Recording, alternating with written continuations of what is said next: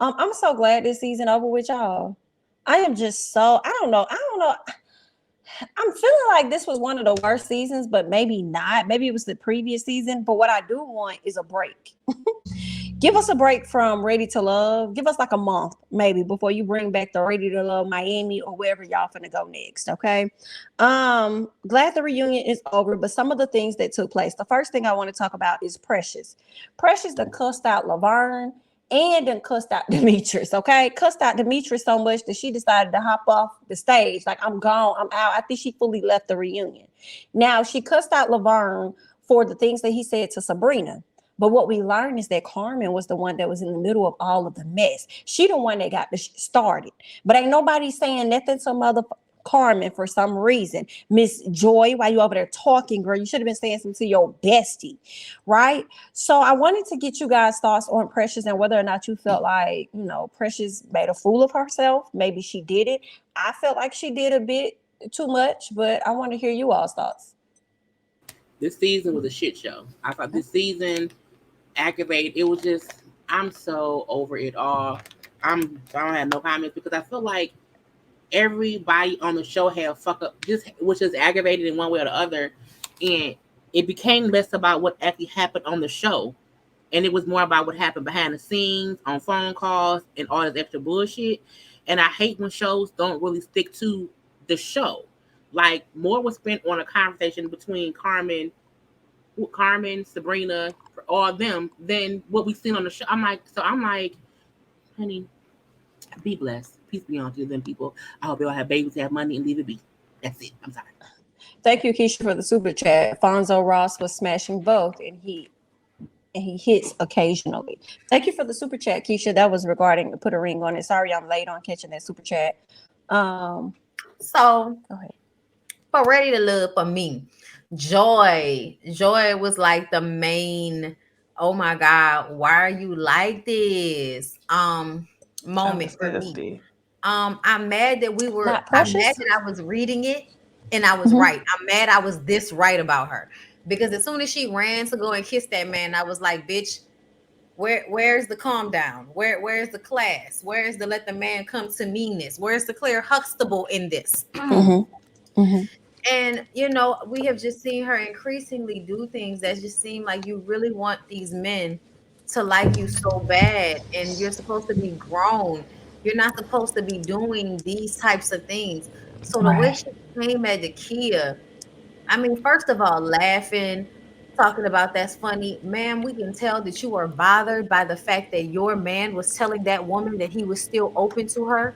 When you sit up here talking about this since the beginning bullshit, that's why he had to validate the bullshit that she was talking about. Yeah, there was no reason for me to say anything because, it had been like that since the beginning. And I was just like, yeah, but in the clip, like 3 times, you told her that you were still open to her. So I think Joy was mad about that, and that's why she felt the need to degrade the Kia the way she did.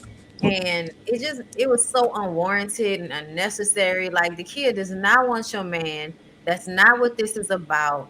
You were just really nasty about it, and it was just unnecessary. And I'm glad Sabrina was sitting next to her and giving it a woo woo woo, because they were just, unnecessary. Like, when she said she made this shit up in her mind, y'all.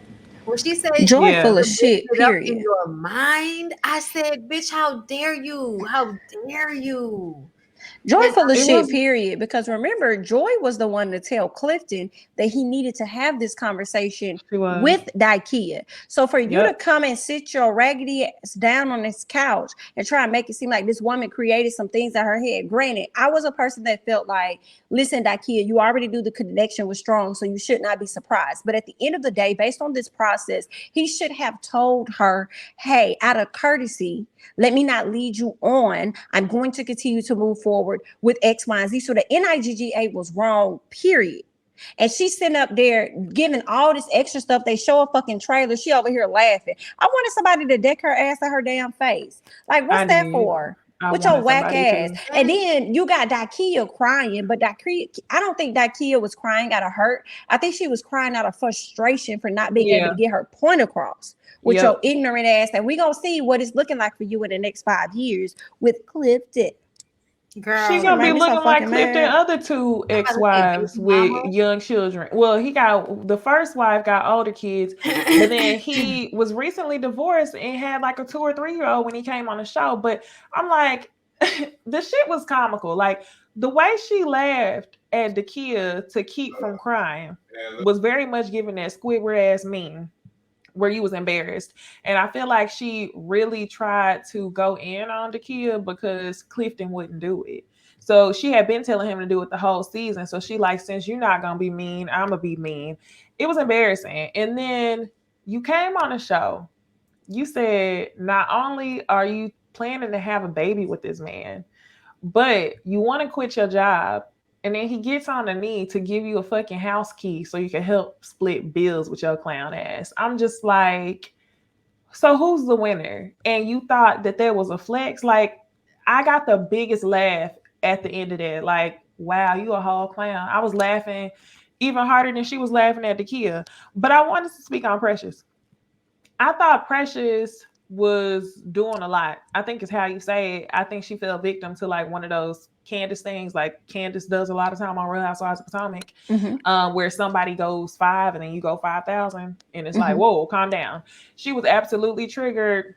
I think that she had every right to hold Demetrius accountable for what he said, regardless of if all of the other men said it. She specifically asked him about it, and he couldn't come up with an answer. So I'm just like, Carmen considered herself to be a whole ass socialite and brought her sugar daddy ass ex-boyfriend on the show, and nobody called her a hoe. Joy sat there their entire season making innuendos, joking about, letting some of the dudes stick their they peeing in their kidneys. Like, you joked about that the entire season and nobody called Joy a hoe. So I think that Precious should have came better prepared with her message, and she could have got the point across to all the men. But for whatever reason, she was triggered. And I honestly think it's just because she wasn't the chosen one out of the ladies, and she knew exactly what it was, but she didn't know how to articulate it. Mm. Okay, like so for me, Well, with Precious, she was doing too much. She was triggered, but he was triggering her.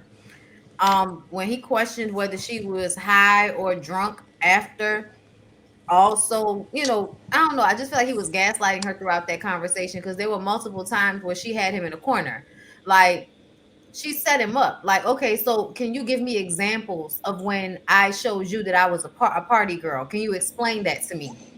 He couldn't explain it to her. So he deflected and he started talking to her like, well, you gonna be quiet so I can say what I gotta say. Like all of that shit, all of that was deflection. Okay. And then she corrected you for how you talk to her. And then he, asked kind of what? Kind of downplay the situation, like, it's not a big deal. And you acting like she's like, yeah, it's a big deal because you fucking with my reputation, meaning you had me up there looking like I was a hoe to everybody because of what you said.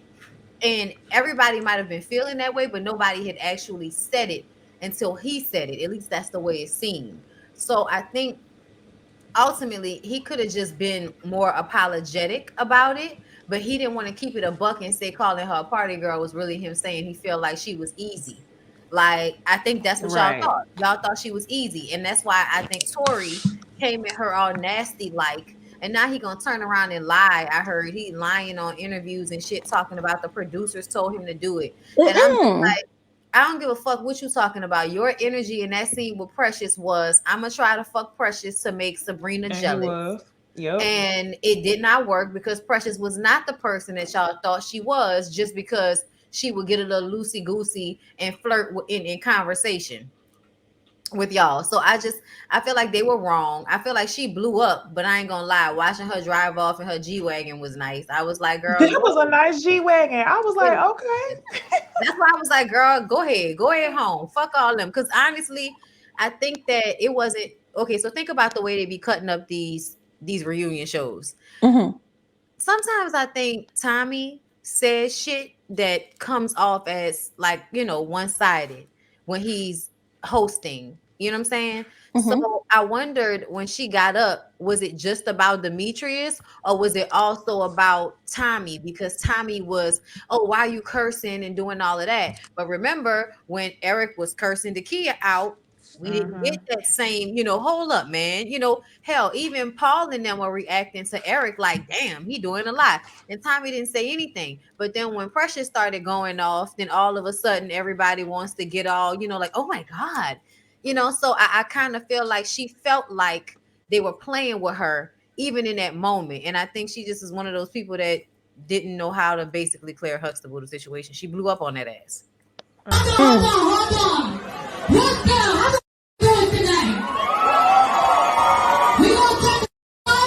I didn't click on that. I don't know what happened. Sorry about that. Oh. That was so rude, so nasty, and so rude. Like, I was like, what happened? I was in the kitchen, like, I just heard Cardi B. What happened? Like, what's that? Like, sorry, interruption. Anyway, feel a way about that. What else ended up taking place? We talked about Joy. Tina calls Paul a motherfucking liar, and then talked about how she was on three-way with somebody. And I guess they gave him some information about Paul doing the show because he was trying to sell a book.